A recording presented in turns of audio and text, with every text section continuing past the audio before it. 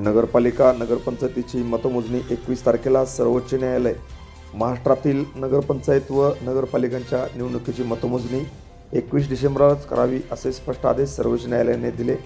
21 डिसेंबरपूर्वी मतमोजणी करण्याचे निर्देश देण्यास नकार देतानाच 21 जानेवारी 2026पर्यंत स्थानिक स्वराज्य संस्थांच्या निवडणुका आटोपण्याचे आदेश सरन्यायाधीश सूर्यकांत व न्यायमूर्ती जय माल्या बागची यांच्या खंडपीठाने दिले. राज्यात 20 डिसेंबरला 264 नगरपंचायत व नगर परिषदासाठी मतदान झाले.